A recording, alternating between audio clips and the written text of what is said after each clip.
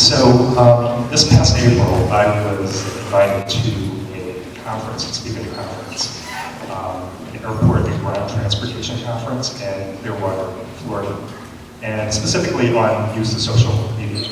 And I thought, okay, well that sounds kind of interesting. I'm not sure I know much about that particular industry. Airports, ground transportation, but for those of you guys who know me, give me an opportunity to stand in front of a group and talk social, I am so there. So I thought, okay, fine, that's cool. I will certainly take on this particular speaking engagement. I was thinking about it a little bit, thinking, you know what, I don't really know enough about this industry. I'm not exactly sure how I need to position my presentations with it. So I contacted the person who was in charge of the conference and also in charge of the Airport Ground Transportation Association, who happens to be Professor Ray Mundy, who's a chair here in the College of Business at UMSL. So I contacted Ray and I said, Ray, you know what, I really need to come see you because I need to really understand how you want me to position this presentation. I don't really know enough about this particular group of individuals. He said, fine, so I went over, sat down with Ray, and he looked at me and he said, well, have you heard of, so he looked at me and, kind of befuddled and said, well, have you heard of Uber and Lyft? And I said, well, yeah, of course I've heard of Uber and Lyft. I got their apps on my phone. He said, well, they're causing major disruptions in the ground transportation and the airport industry.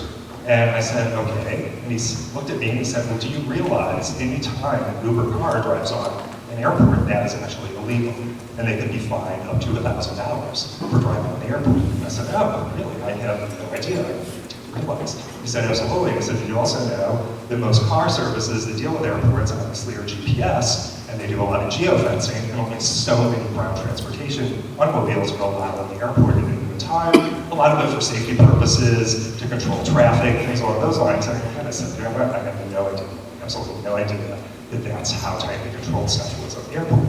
So I looked at him again because I want to make sure I understood it before I left. And I said, so you're telling me if I contact Uber, open up my app, contact Uber to come pick me up, drop me off at the airport, that is actually an illegal action on behalf of Uber, or they could be fined. So that's the thing. So I thought, okay, fine. Okay, so that was an eye-opening experience for me. So I went back, got my deck all pulled together, presentation, thought I had something pulled together really good for this particular group of people.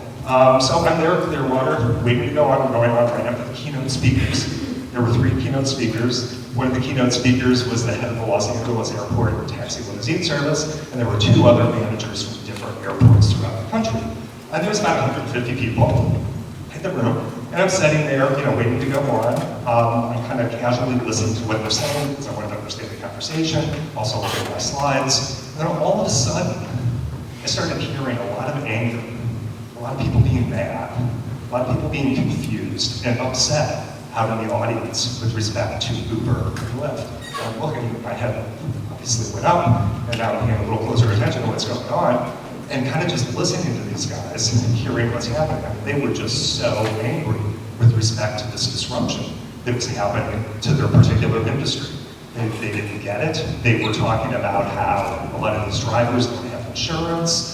They were actually showing a video of one Uber driver who had a criminal record that a news station had actually interviewed. She was missing a few teeth and just kind of joking about how in fact she had a criminal record and she's driving people around in her car. And I'm sitting there listening to it and I'm thinking, wow, these guys don't kind of get it, that they don't understand kind of what's going on. So I had to quickly, because otherwise if I was going to go up there, I was going to get tomatoes thrown at me. So I had to quickly kind of think about how I was going to reposition my talk to this particular group of individuals. So, I did a lot of fast thinking in my head, reformulating how I was going to kick it off. So I got up there in front of the group, and I basically said, guys, please don't feel everybody is being disrupted today. I said, even me in academia, we've got a major, major disruption occurring. And that's being caused, again, by places like Coursera, Khan Academy. I mean, academia, I can't tell you how many meetings I've been in trying to deal with how we're going to deal with online content that's being shared out there totally free. I mean, crap, there's like 15-week courses being pushed out there totally free that you guys can take through these different web portals. So we're trying to figure out how are we going to create this new business model and work in this new world. So again, trying to get them to understand that they were not alone. I threw out there travel agents. I said, guys, think about travel agencies that aren't even around anymore. They were disrupted back in Web 1.0. I mean, they were just wiped out. I said, what about the post office? The post office used to be the #1 employer of people in the United States. that's nowhere near what it is today. Total disruption through digital and social, basically, the airport. So, the list goes on and on. So I kind of said to him, I said, look, your consumers don't really know that you were going on the airport is kind of illegal. And I said, you know what, for the most part, that they probably don't really care. And at that point, it was kind of interesting because there were a few people in the audience that kind of gave a funny chuckle, like, they don't believe me. And I said, well, wait a minute. So I thought to myself, they still don't quite get it. So I thought really quickly on my feet, and I asked them, I said, how many of you guys have heard of Napster? And of course, I'd say 90% of the people raised their hand. And I said, you know what, I'm not even going to ask you to raise your hand if you downloaded the song illegally, because I'm sure a big chunk of you guys did download the songs illegally. They said, I know I did, and I'm sure many of you guys did. So, at that point, I think it was starting to resonate. They were starting to understand that, not feeling alone with respect to, not feeling alone with respect to everything they're doing. Talking about retail, totally being displaced through, price shopping and all of that sort of thing. So, totally made my point with respect to that. So, basically, what we've got here is a major disruptions going on. Okay? We can do one of two things. We can either embrace the disruption, figure out how to move the business forward, work within that new environment, and make advances, which is what I think most people will do. It's affecting everybody, the consumer, the brand, educators, communicators, transportation, you name it, it's affecting all of us, 100%. So let's talk about what is one of the major causes of the disruption. Obviously, mobile technology. So in 2012, again, I'm sure some of you guys are familiar with the stat. In 2012, access to mobile devices and subscriptions was actually more prevalent than access to electricity or clean drinking water. So again, mobile technology basically has been a major force in Africa, changing life for many villagers in Africa. You've got Nigerian farmers who rely heavily on mobile technology to understand when to make a product to market, what's the right pricing point, etc. So if you're not familiar with that, I definitely suggest you guys Google. Where are we at now? We're now at 100% penetration. So there are 7.1 million subscriptions to mobile. There's 7.1 million people at the time. So we finally crossed that particular line. And again, mobile now exceeds PC in terms of internet usage as well for the first time. So some real defining moments of where we're moving and ever so quickly. Again, this probably should not be a surprise to some of you guys that the average college student now has close to 7 devices that are on. Okay? So again, coming back to a stat that Kate said, no wonder our attention span is getting less and less. And I actually have a slide as well with respect to that also. And then it all comes back to, let's think about it a little bit, kind of wearable technology. So there's an interesting article that just came out last week in the New York Times, where basically, and I tweeted it out, where it was stated that teens and college students are more concerned with the device they have in hand than the label that they have on their clothes. So I did tweet that out to Michael Kors and to a couple other fashion designers. I have not heard any response back. I'm sure it's not anything they want to hear. But it comes back to what's kind of happening here, is this one of the next trends is wearable technology. So it's kind of all fitting with respect to what is going on. And again, there's that stat there. So actually, back in 2000, exactly 12 seconds, now we're at 8 goldfish that's Keith said this time. So, which is just kind of crazy. And I think it's going to get less as time goes on with respect to some of the other stats. Again, a lot of data is being generated today, right? Tons and tons of data. And again, to help you guys put this in perspective, if you were to have 100 DVDs, let's say about 1999, 2000, that would be, guys, the equivalent to 200,000 DVDs today. They would weigh 20 tons, and it would take 2 miles of shelf space to put them. So now think about how you're going to manage it, how you're going to find the DVD you want, storage issues, all of that sort of stuff, exactly the same thing we're dealing with in the world of big data, basically. Okay? So I just want to try to put that in perspective, because sometimes these things are a little hard for some of us, and myself included, to kind of understand. So now we've got data coming at it at even faster rates. So we are looking for bandwidth to actually triple over the next few years. So again, let's go back to that attention span thing. I mean, it's going to only get worse, and God only knows what our attention span will be down the road. I don't know, what do they say, a fruit fly or something along those lines. So I have no idea what's going to happen there. And because of all this data, we are certainly hearing a lot about the push to the cloud. I don't know if we're ready yet or not yet. I have a lot of concerns, and I'll fill you in on a couple things in a second. And then you've got Amazon that just opened up their cloud storage so that we can store it. I don't know if we're really there yet or if that's a risk for us. BYOD. So Gartner is predicting by 2017, 50% of employers are going to be asking us to BYOD, bring your own device. Look, I get it, love it makes sense. I'm using my personal device for UMSL stuff, I'm using my UMSL PC for personal things, so I totally get it. But again, think about from a security point of view, me starting to bring my personal device on, which may not have gone through certain security checks, and starting to access company data, a big concern out there. And just some of the stats from Symantec and McAfee, basically out there is there's 38% of people in 2013 experienced mobile cybercrime. Identities exposure is up 500% over the last year. So that's a huge jump. Company breaches up 62%, and 80%, I thought this was alarming, 80% of business email users can't even detect email scams, basically.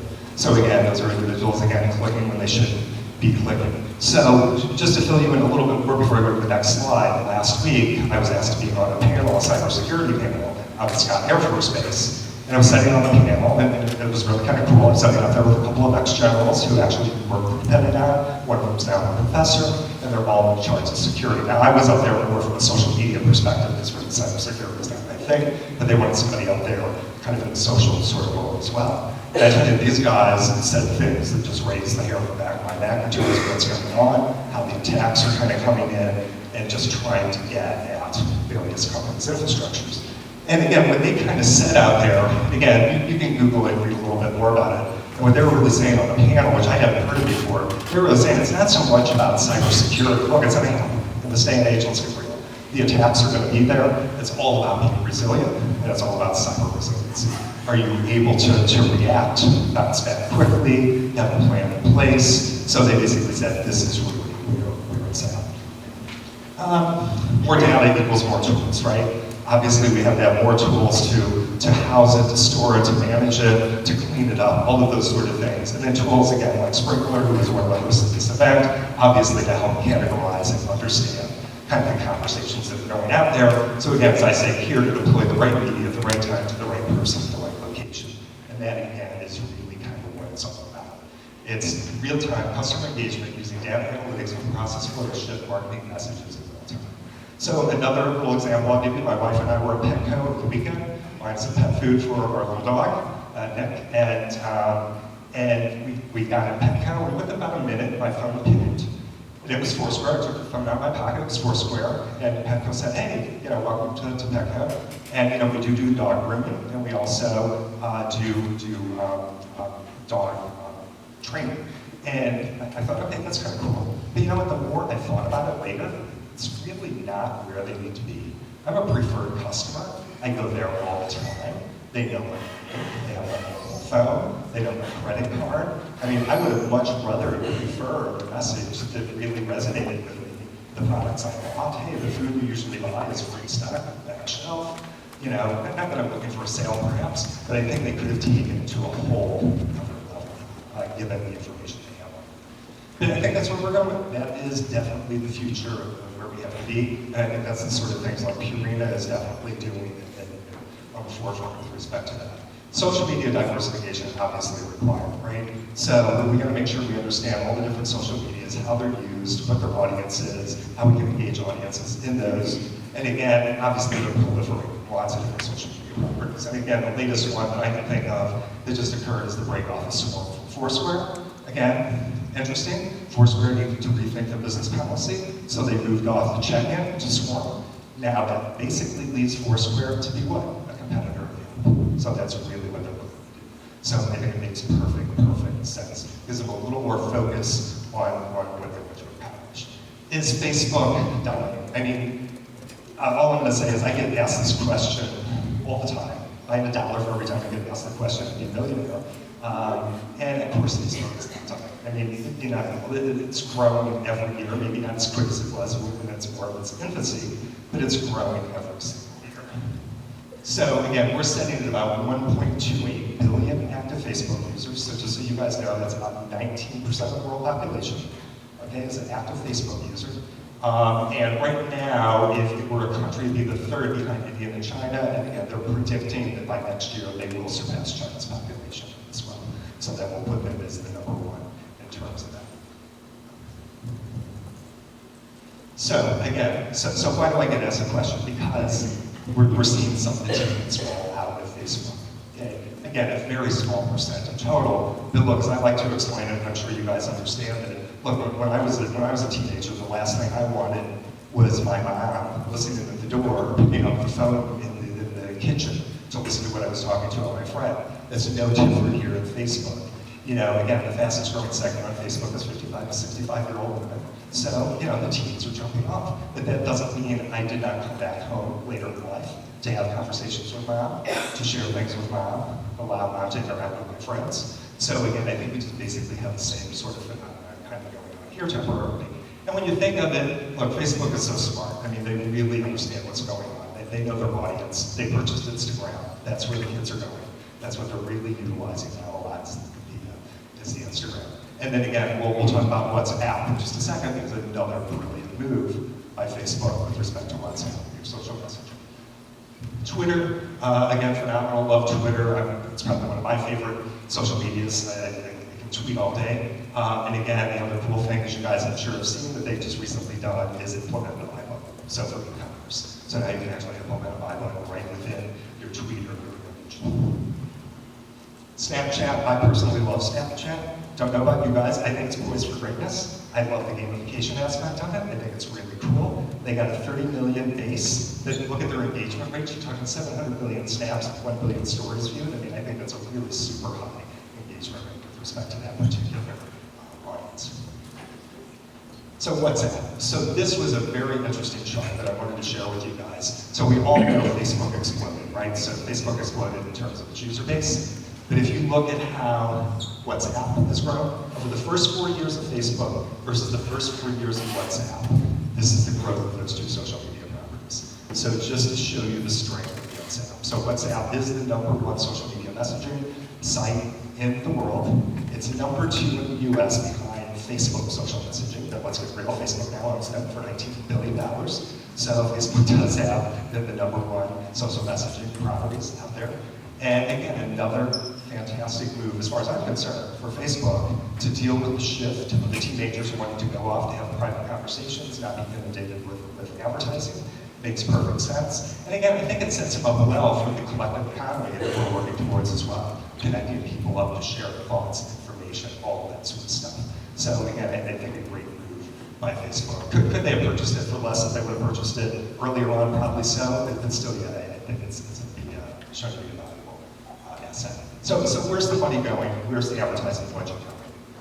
So again, the ad budget continues to grow year over year, so no surprise there, so this is from the marketer. But when we look at as a percent of the digital ad spend, the digital ad spend is becoming a larger and larger portion of the advertising budget. So by 2018, eMarketer and Forrester both are predicting that digital spend will actually surpass that of television advertising spend by 2018. So again, that's going to be another change. Where are the jobs? Well, I think, we've all kind of talked about, I think different people that were up here talked about all the different roles that need to be incorporated into what's kind of called the digital dream team. So kind of a phrase that's been coined out there. So you got your creative designers, that's really your UX, user design. You've got your data team. We're talking attribution model. So, I mean, we still have a long way to go with attribution, right? The customer journey is very complicated, as some of the speakers spoke about, very complicated. How do we understand the journey, all the different touch points? And what I'm kind of excited about is with Google's purchase of Allometry, I think that's going to allow us to have that single pixel that we can now place across all the different devices and really understand engagement. And I think it's going to be Google's going to have to be the one that is going to have to be on the forefront of trying to happen to a certain extent. Social media team, obviously a lot of discussion on community management and audience engagement, and then paid search, right? So 50% of the advertising budget is paid search. So obviously a very important component of that digital team. I love Google Trends. So just a couple things on Google Trends. Let's just take a look at some of the terms that are showing an increase in exposure. Social media marketing, data analytics, cybersecurity, cloud storage, all on the upswing. On the downswing, TV advertising, internet marketing, letter shop, space ads, print advertising. Let's look at C-suite. We look at C-suite, CIOs, CFOs, CMOs, all pretty flat to declining. Again, that's not really where it's at. It's a little more into the specialty areas now, right?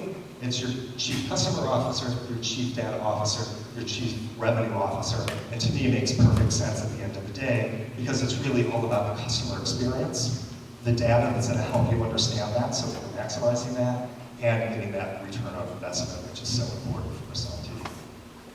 So, how I'd like to end it with you guys is just a little one-minute clip from the Minority Report, one of my favorite movies out there. I love the Minority Report. For those of you guys who aren't familiar with it, it was actually created back in 2002 with Tom Cruise, very futuristic sort of movie. Just so I can set the perspective for you guys, back in 2002, Internet Explorer had 95% market share. Let's remember there were no smartphones. Google had just started a new little business model where if you pay every time somebody types in a keyword, they'll show up a little ad for you. They started that in 2002. Let's see, what else did we have? Goodness, there were a couple other things that I kind of forgot. So that's really where we were. So I'd just like to kind of end it with this, to kind of share. I think we are so close, and it just excites me to kind of think about those opportunities. A road diverges in the desert. Lexus. The road you're on, John Anderton, is the one less traveled. Make sure you are.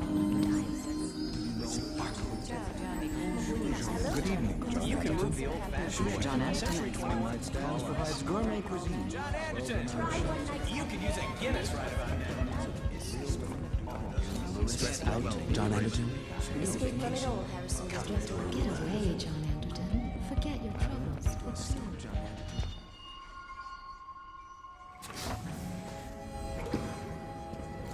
Hello, Mr. Yakamoto. Welcome back to the Gap. How those assorted tank tops work out for you? Mr. Yakamoto.